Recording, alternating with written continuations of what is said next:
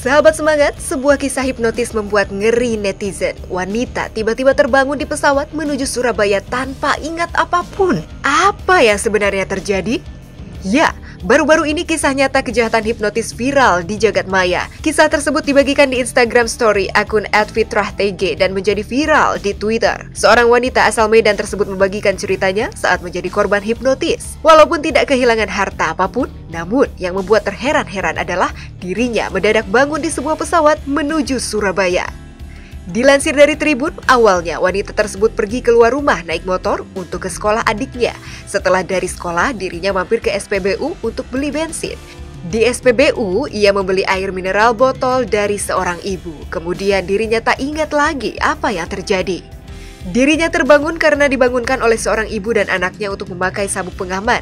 Ternyata dirinya ada di dalam pesawat dari Medan dan transit ke Batam dan menuju Surabaya. Walaupun pihak maskapai berusaha membantu mengingat, namun ia tidak ingat apapun dan terus menangis hingga turun di Batam. Esoknya, wanita tersebut dibantu pihak bandara dan polisi menelusuri apa yang sebenarnya terjadi. Terungkap di CCTV jika dirinya memasuki bandara sendiri naik motor, membeli tiket sendiri, dan naik pesawat sendiri. Bahkan motornya masih terparkir di bandara. Kisah kejahatan hipnotis juga ramai dibagikan oleh beberapa akun pada kolom komentar dalam unggahan akun Instagram @infokarawang. Beberapa kasus seperti pencurian, pembiusan, dan seterusnya banyak yang dikategorikan oleh orang awam sebagai kejahatan hipnotis. Ya, ilmu layaknya pisau bermata dua, apabila dipergunakan untuk kebaikan akan mendatangkan manfaat, dan demikian sebaliknya. Lantas, apakah hipnotis merupakan bidang keilmuan yang disalahgunakan? Bagaimana sebaiknya umat Islam modern menghadapi ilmu hipnotis agar terhindar dari mudorotnya? Semuanya akan dibahas asyik dalam Semangat Siang Indonesia kali ini.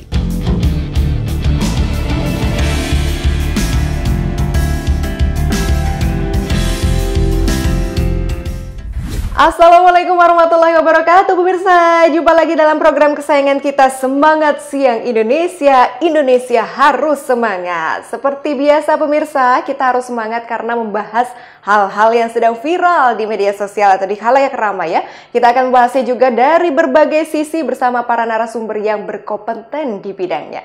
Kali ini bersama saya Dita Ruspadi pemirsa, seperti biasa kita akan membahas kali ini yang sedang viral nih, kejahatan hipnotis. Ilmu hipnotis itu mata pisau ya, dua sisi mata pisau. Jika kita memanfaatkannya di jalan yang baik, maka akan mendatangkan manfaat. Tapi yang namanya ilmu itu jika kita menyalahgunakannya nih pemirsa ya, seperti kejahatan hipnotis yang sudah tadi kita lihat ini aneh banget ya. Nauzubillah min dzalik, pemirsa tiba-tiba tersadar sedang ada di pesawat.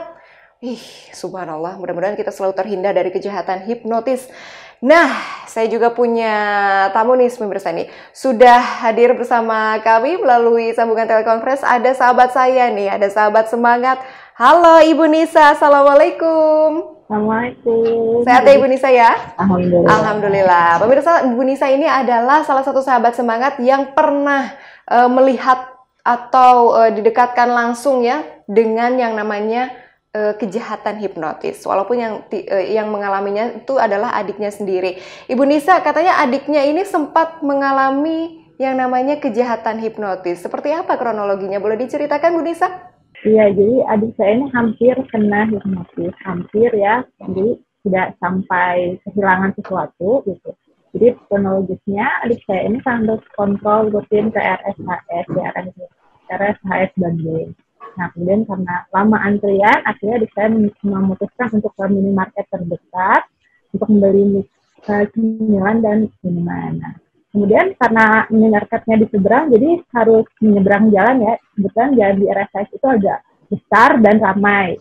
Dan adik saya itu agak kerepotan dengan bawaannya, sehingga tidak fokus dengan sekitar, tidak fokus dengan keadaan. Ketika akan menyeberang, tiba-tiba ada pria bersepeda yang memegang tangannya. Gitu. Nah, ketika dipegang tangannya, adik saya sadar tapi tidak bisa melepaskan pegangan itu. Akhirnya diseberangilah bersama menyeberang jalan bersama si pria bersepeda itu. Nah, setelah sampai di ujung jalan, pria itu minta sejumlah uang kepada adik saya.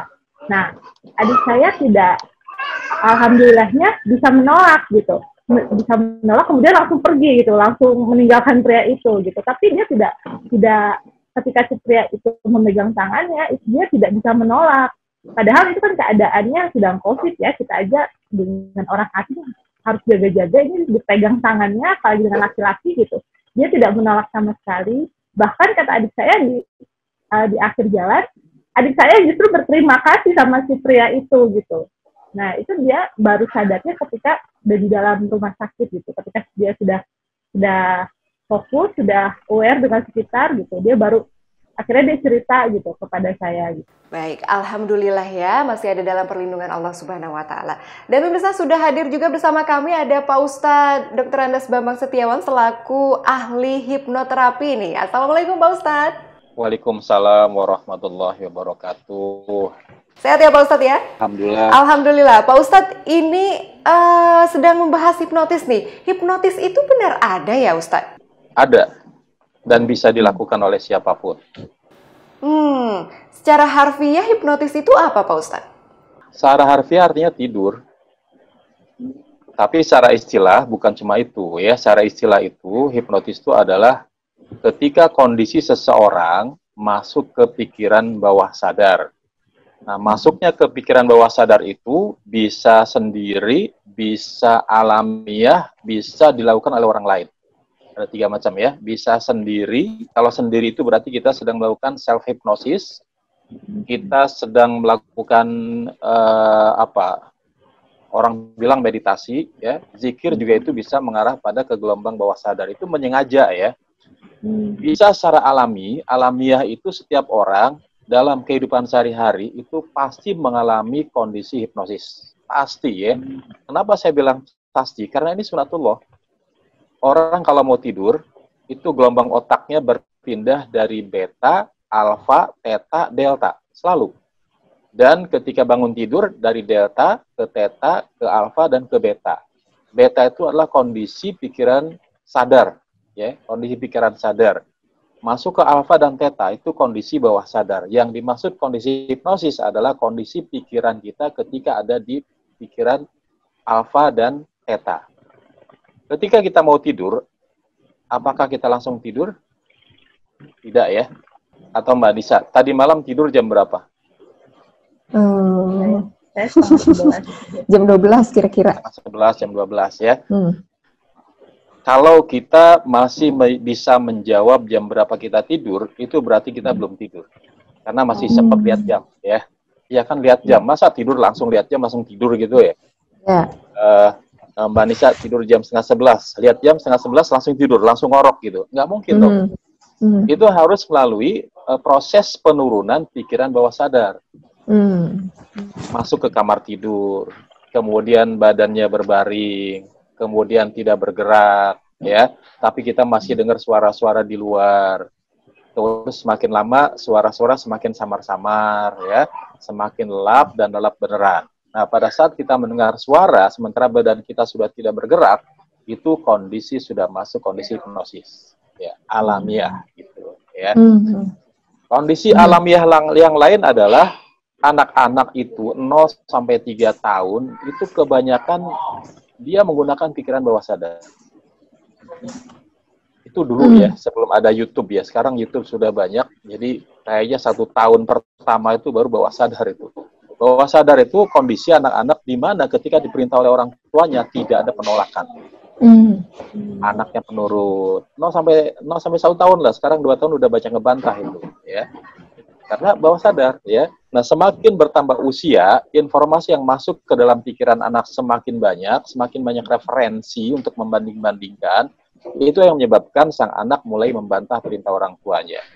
Makanya pada saat anak-anak ABG itu banyak yang mulai membantah, karena udah banyak info masuk, sementara pola pembicaraan orang tua tidak berubah dari kecil sampai anaknya ABG, bahkan sampai dewasa. Itu yang alamiah, ya. Terus yang disengaja oleh orang lain.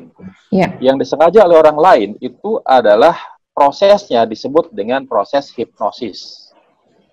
Orangnya disebut hipnotis, gitu ya. Jadi orangnya, prosesnya namanya hipnosis. Kenapa itu dilakukan? Karena untuk kebutuhan pengobatan, untuk kebutuhan pengembangan pribadi, melalui proses masuk ke hipnosis. Kenapa harus hipnosis? Karena saya katakan tadi, pikiran bawah sadar itu sifatnya menerima apa yang dia dengar. Beda dengan pikiran sadar, penolakan. Karena apa? Pikiran sadar itu lebih fokus kepada logika rasional. Sedangkan pikiran bawah sadar, perasaan, ya, dengan perasaan, kemudian dengan kebiasaan, refleks, itu adalah hal-hal yang dilakukan oleh pikiran bawah sadar untuk kepentingan pengobatan dan pengembangan diri. Gitu. Terus bagaimana untuk kepentingan penipuan? Nah, ini dia ya. Saya tidak begitu yakin apakah penipu itu belajar hipnosis secara formal atau tidak ya. Apakah mereka itu punya sertifikat hipnosis atau tidak. Tapi karena bisa jadi tanpa dinamakan sebagai hipnosis bahwa caranya itu sudah mengandung nilai-nilai hipnosis. Tapi sesungguhnya tidak semua orang bisa dihipnosis. Ya. Siapa saja Pak Ustadz yang bisa dan tidak? Semua orang bisa menghipnosis, tapi tidak semua orang bisa dihipnosis. Siapa yang tidak bisa dihipnosis, mereka adalah yang tidak mau.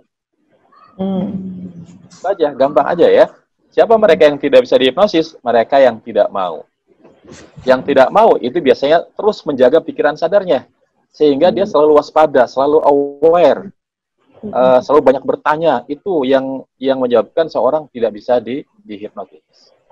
Tapi ketika seseorang berada di bawah sadar, dan itu bawah sadarnya sudah sangat dalam sekali, sehingga kesulitan untuk masuk ke pikiran sadar, apalagi si hipnotisnya bicara terus gitu ya, itu tidak memberikan kesempatan kepada korbannya untuk berpikir secara rasional.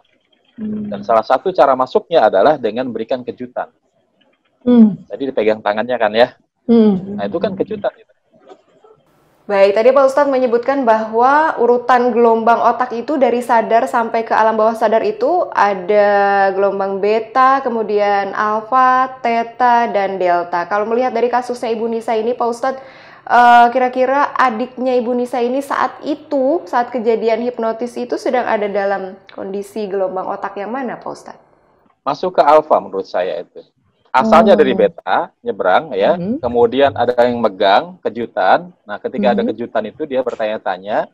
Ketika bertanya-tanya, tapi dia tidak mampu menyampaikan kepada hipnotisnya. Nah, itu sementara si hipnotis langsung melakukan aktivitas-aktivitas yang mengarah pada gelombang alfa, maka korbannya akan masuk ke gelombang alfa. Bagaimana hipnosis itu bekerja? Jangan dulu dijawab ya Pak Ustadz ya, kita akan bahas usai jeda berikut pemirsa. Tetaplah bersama kami di Semangat Siang Indonesia. Indonesia harus semangat.